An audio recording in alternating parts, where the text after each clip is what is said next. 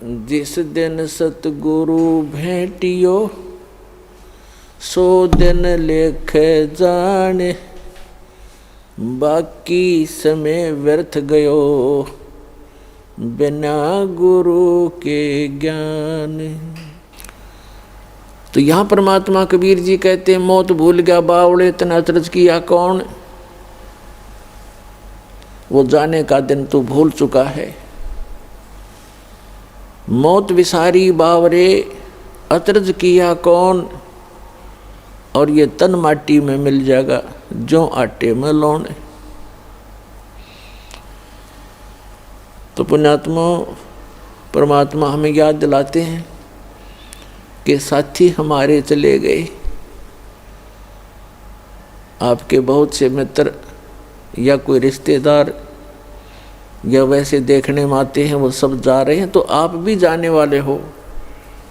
कबीर साहब कहते हैं आप भी जाने वाले हो। कोई कागज में बाकी रह रही है, यानी कोई शेष आयु है आपकी, और जिस दिन वो कागज पूर्ति हो जाएगी, यानी आपका आयु का समय पूरा हो जाएगा, तो तुरंत चले जाओगे, चाहे कितना ही आवश्यक कार्य आपका शेष रह गया हो। क्योंकि जिसको आपने अति आवश्यक कार्य मान रखा है, उससे भी एक आवश्यक कार्य है परमात्मा की भक्ति, सेवा, सिमरन, गुरु की तलाश। वो आप नहीं करते हो तो परमात्मा आपके इन अनिवार्य कार्यों को महत्व नहीं देते।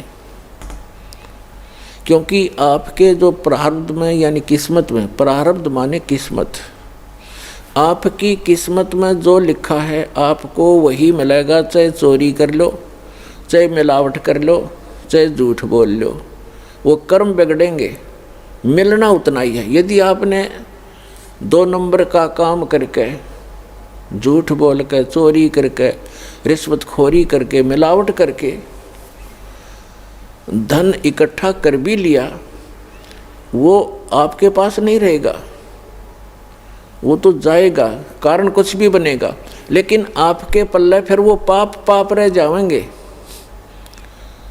जो आपने उस धन को एकत्रित करने के लिए जो पाप इकट्ठे किए, झूठ बोली, चोरी करी, रिश्वत लिया, मिलावट की, तो वो पाप आपके पास रह जाएंगे, धन नहीं रहेगा। एक व्यक्ति ने लुट-पुट के अपनी आत्म कथा बताई कि मेरा एक इकलौता पुत्र था,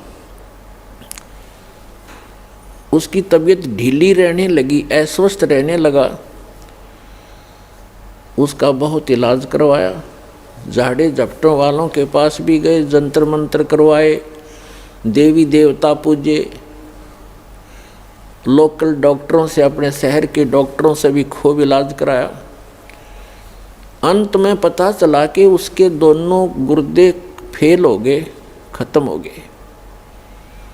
उसके लिए कहीं ना कहीं से गुर्दे का अरेंजमेंट किया। आज से लगभग 25-30 वर्ष पहले की बात है। उसमें उसके कहते हैं जो किडनी ट्रांसप्लांट में लगभग 3.5 लाख रुपए लगे। वो लड़का स्वस्थ हो गया, विवाह की तैयारी हुई। 6 महीने के बाद, उस गुर्दे चेंज कराने के 6 महीने के बाद बस दुर्घटना में मर गया। अब वो रो रहा था और अपनी आत्म कथा बता रहा था। उसने बताया कि मैं गढ़ा नीच आदमी था, क्योंकि जब तक इंसान सत्संग नहीं सुनता, अपने बुरे कामों पर उसका कभी दिमाग नहीं जाता, उसकी बुद्धि नहीं काम करती। चाहे कितना निकम्मा आदमी हो और उसका कोई दुर्घटना हो जाए छोटी मोटी, वो न्यों क्या करे, भगवान मनीषा के बुरा कर दिया, मेरे साथ आज ऐसे क्यों घटी। और जो निरे बुरे करता है सारा दिन, पहला बुरा तो ये है कि हम भक्ति नहीं करते। इससे बुरा और कुछ भी नहीं हो सकता जो भक्ति नहीं करते। और भक्ति करते हैं तो गलत गुरुओं के पास करते हैं या मनमाना आचरण करते हैं, वो भी बुरा ही बुरा है। फिर अपने पेट के लिए इंसान सारा दिन, ठीक है किसी का दाव ना लगता वो बात दूसरी है, नहीं तो जहाँ जिसका दाव लगे आज के वर्तमान के अंदर। पहले तो भगवान से डरने वाले व्यक्ति होते थे, बुरा करते समय 100 बार सोचा करते थे, आगे पीछे का हिसाब लगाया करते थे, मुझे पाप ना लग जा, कोई हानि ना हो जा, मुझे कोई नुकसान ना हो जा, तो वो गलती नहीं करते थे। अब तो हम भगवान से दूर हो गए, इस भौतिकवाद में इतने फंस गए, इस विज्ञान को प्रमुख मानकर हम आगा पीछा कुछ नहीं देखते, जिस कारण से हम अधिक पाप करने लगे। तो इस प्रकार हम बुरा करते हैं तो आगा पीछा नहीं देखते, और जब हमारे साथ कुछ घटना घट जाती है फिर विचार करते हैं।